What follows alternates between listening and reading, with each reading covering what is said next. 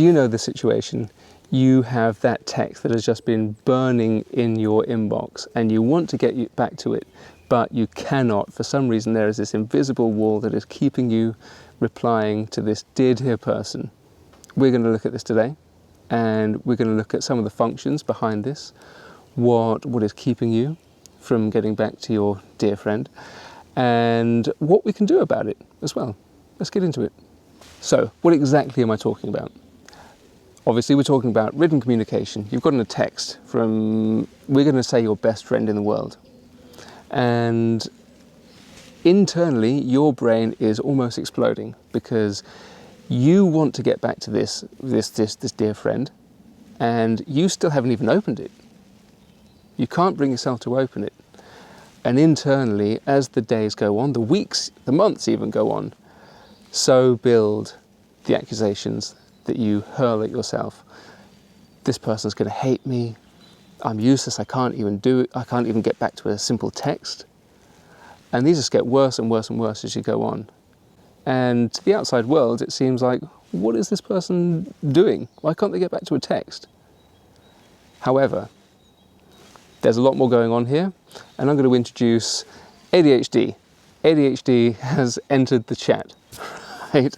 So for those who are uninitiated, who haven't heard of ADHD, so attention deficit hyperactivity disorder, the most inappropriately named neurotype going because it's just fundamentally wrong and inaccurate, but we'll save that for another video.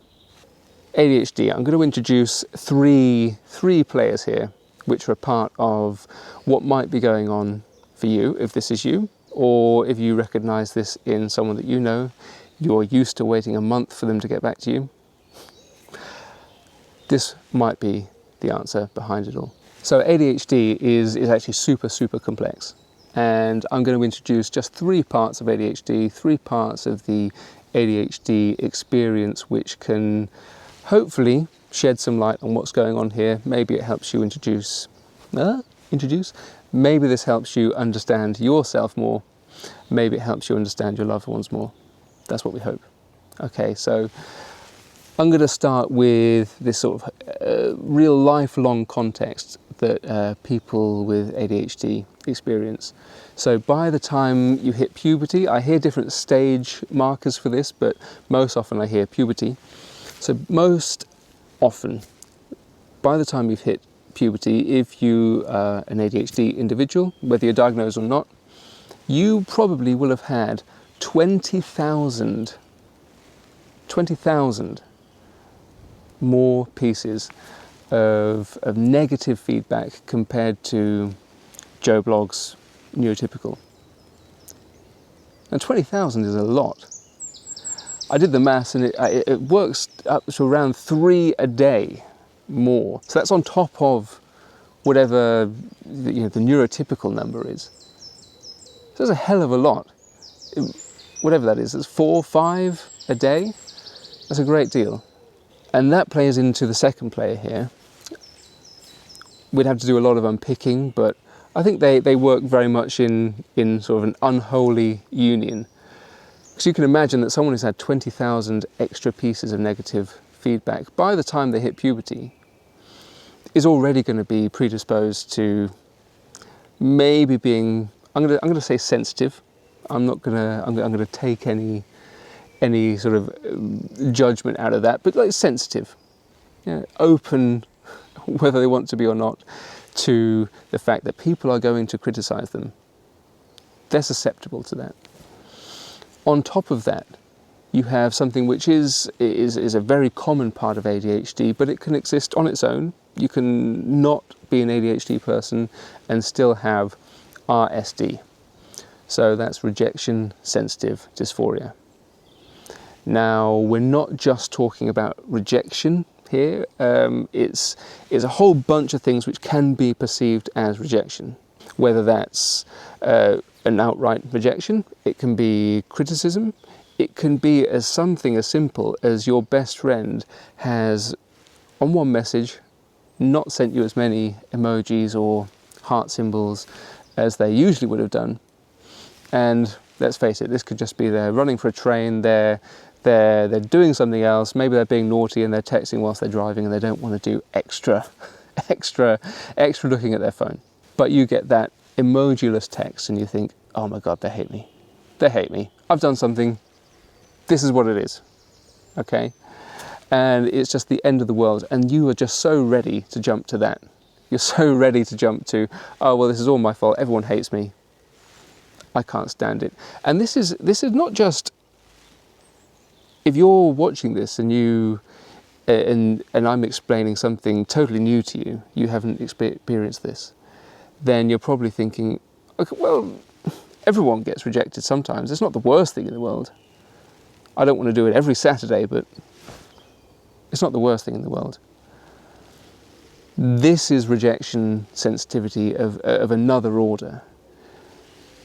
Often it's felt here, in the stomach, chest, stomach, as a physical pain. So there is something really physical and visceral going on here. This isn't just being rejected. And then the third component of this, executive function or dysfunction, as the case might be. So anyone who exists in the world, who goes out in the world, knows that we have to sort ourselves out. We have to deal with regulating our emotions. We have to deal with organising things, being here, there, everywhere on time. As is the case with many things, with issues of neurodiversity, right? This is not an alien concept to neurotypical people. However, it's like that on steroids. You put it under a magnifying glass, it is cranked up to 11. So yes, everyone has to deal with executive functioning, but for some people, those challenges and the things that come at them genuinely are greater, or they are processed to a greater degree. And when you've got all of these three things going on, you've got the whole package of the ADHD, this unholy trinity of ADHD. You've got RSD.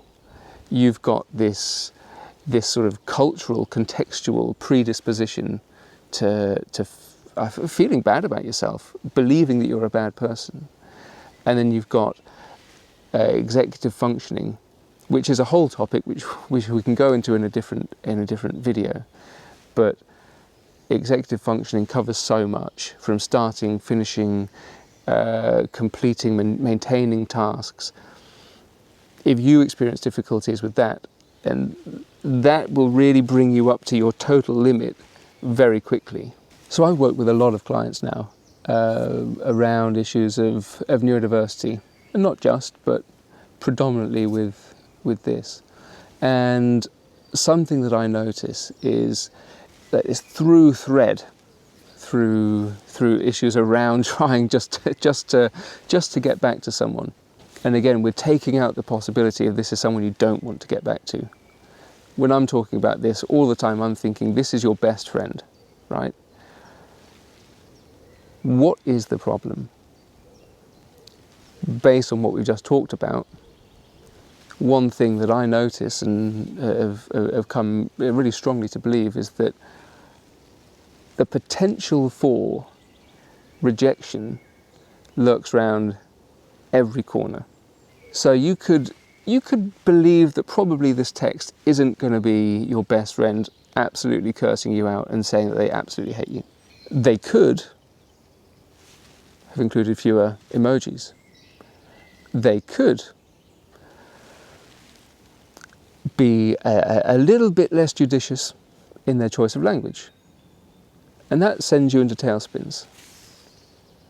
You could have texted them, inviting them to something, and they may have a really good reason for not coming, but you don't want to answer that text. You don't want to look at that text. You don't want to know what it is, because it's like this Pandora's box of pain. If they can't come, oh my goodness, what does that mean?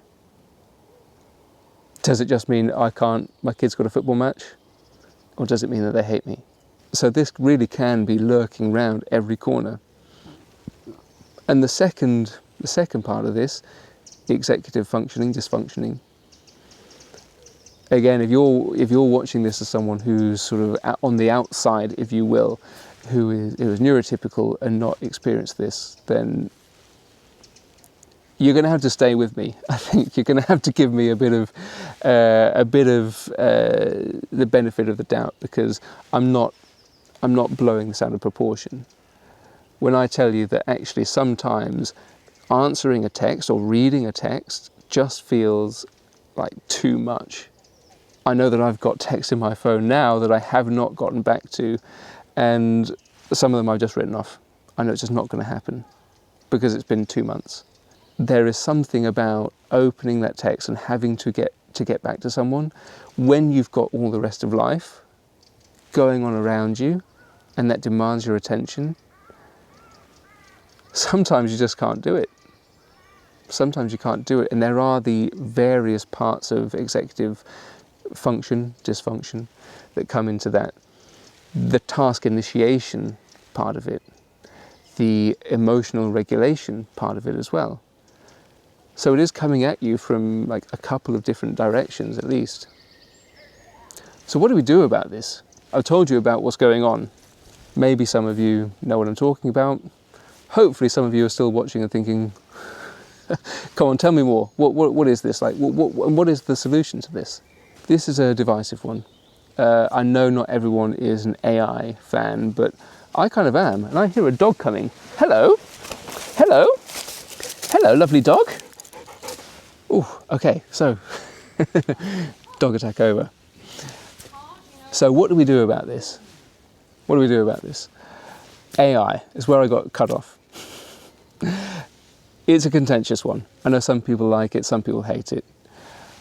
One trick where I use this for is when you can't cope or can't face the emotional content of this, if there's like an emotional weight that's weighing down on you that's keeping you from doing this, what I do is I open it, I copy and paste, I copy in without looking at it and paste it into ChatGPT and say, give me like a vibes check on this, for want of a better word, right? Give me a vibes check.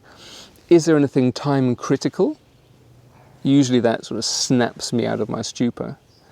And if there's a potential like emotional sort of spoke in the wheels here, I say, just give me the emotional overview. And you'll usually get something back by like, no, this is a friendly text. They want to know about X. There's nothing time critical here. Or if it is something you maybe are expecting some sort of more emotional conflict, it might say, well, yeah, it is a little bit aggressive, lightly aggressive. There's no like apologetic tone based on previous texts. Maybe you just leave that one there because you know, okay, this isn't for me, but you don't have any specifics to run over and over and over in your head. And sometimes this works. None of this is silver bullet stuff, but this is one tool that you can have in your arsenal. I think it's really helpful. I really, really, really like this. And my second super simple tip is to really get familiar with and friendly with the idea of like, it's not the worst thing in the world to take ages. And if that pressure, that emotional pressure is building up in your head, have a template saved. You can copy it from the notes on your phone and you can send to whoever it is as and when you need. I'm really sorry I haven't replied to you. I want to give it my attention. I want to give you a proper answer. I'm a bit overwhelmed at the moment and I'm struggling. I'll be okay. Please just stick with me. Something like that. Work it up for yourself, but basically just saying, look, I am going to get back to you. I haven't dropped off the face of the earth. I am alive and I'm going to get back to you. These are super simple tips, but for me, they've really, really changed how I communicate, the pressure associated with communication. And I've had loads of clients come back and tell me as well that, particularly in more conflict rich areas of their social life, this has been an absolute game changer. It allows you to just think and ease yourself in and make an informed decision. Do I want to open this at all? Okay, we're done for today.